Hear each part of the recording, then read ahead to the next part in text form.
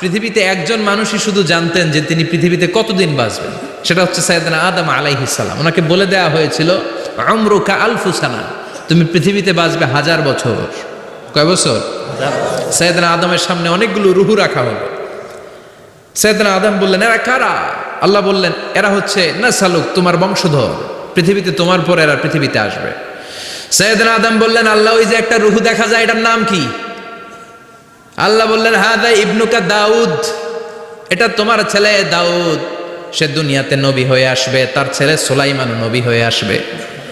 সাইয়েদনা আদম বললেন, মাবুদ, আমার ছেলে দাউদের কত বছর হায়াত আপনি দিয়েছেন? আল্লাহ বললেন, 40 সানা, মাত্র 40 বছর, 4 ইয়ার্স, 40 বছর তোমার ছেলেটা বাঁচবে। ও আল্লাহ, আমি বাঁচবো কয় বছর? তুমি বাঁচবা 1000 বছর। সুবহানাল্লাহ। সাইয়েদনা আদম বললেন, মাবুদ, এত ফুটফুটে সুন্দর আমার ছেলে দাউদ, মাত্র 40 বছর দিলেন কেন? জিদ মিন উমরিহি, বাড়ায়া দেন। কি করেন? সুপারিশ করতেছে পোলার লাইগা। কে? বাবা। আল্লাহ আপনি বাড়ায়া দেন। আল্লাহকে বাড়ানো যাবে না, লেখা হয়ে গেছে। রুফিআতিল আকলাম ওয়া জাফফাতিস সুহুফ, কলম তুলে নেওয়া হয়েছে আর কালি শুকায় গেছে, আর কিছু করা যাবে? সাইয়েদনা আদম বললেন, মাবুদ, আমার 1000 বছর কেন দিলেন?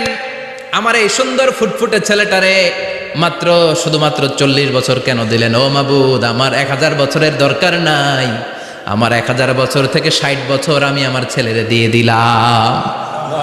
দাউদ আলাইহিস সালাম বাঁচবে 40 বছর, তো বাপ আদম যদি আরো 60 দেয়, 40 আর 60 মিলে কত হয়? 100। ভালো হিসাব বোঝে না, 100। আর আদম আলাইহিস সালাম পেয়েছিলেন 1000 বছর, 60 কমে গেলে রইল কত? 940 বছর পৃথিবীতে থাকার পরে মালাকুল মাউত চলে এসেছে। কারণ এটা on time, the death will come on time, it never late, কখনো দেরি হয় না। আল্লাহ বললেন, লিকুল্লি উম্মাতিন আজালুম ফাইযা জাআ আজালুহুম লা ইস্তাখিরুনা সাআতান ওয়া লা ইস্তাকদিমুন। মৃত্যুর একটা নির্ধারিত সময় আমি বেঁধে দিয়েছি, অন টাইম, অন টাইমেই চলে আসে, 1 সেকেন্ড আগেও আসবে না, 1 সেকেন্ড পরেও আসবে না। 940 বছর বয়সে মালাকুল মাউত এসে হাজির, এসে বলল, জিইতু আন আকবাদা রূহাক, রূহ কবজ করতে আসছি। আদম আলাইহিস সালাম বললেন, রূহ কবজ করতে আসছো মানে? আমি বাঁচবো তো 1000 বছর। কয় বছর? মালাকুল মাউত বললেন, না না, ওই যে আগের কথা স্মরণ করেন, আপনি 60 বছর দিয়ে দিয়েছিলেন। কয় না, আমি দেই নাই, আমি আরো বাঁচুম, আরো 60 বছর পাওনা আছি, আমি দেই নাই। মালাকুল মাউত বললেন, আপনি দিয়েছেন। আদম বলে, দেই নাই। মালাকুল মাউত বলে, আল্লাহ ঘটনা দেখেন, দিয়া কয় দেই নাই। আল্লাহ কয়, থাক, কথা কইস না, আয়া পড়। সুবহানাল্লাহ পড়েন। নাসিয়া আদম ফানাসিয়া বানু, ভুলে গেছেন উনি। আমরা ভুলে যাই, আমরা খেয়ে বলছি খাই নাই, নিছিলাম পকেটে, কয় নেই নাই।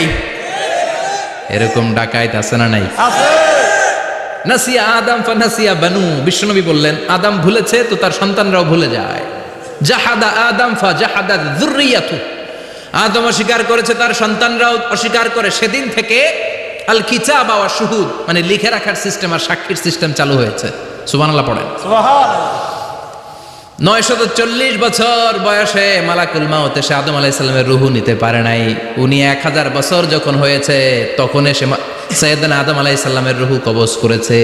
যেই দিন পৃথিবীর প্রথম মানব, প্রথম নবীর রূহ মালাকুল মাউত দুনিয়া এসে কবজ করেছে, ওই দিনটাও ছিল জুমাবার। সুবহানাল্লাহ, আল্লাহু আকবার।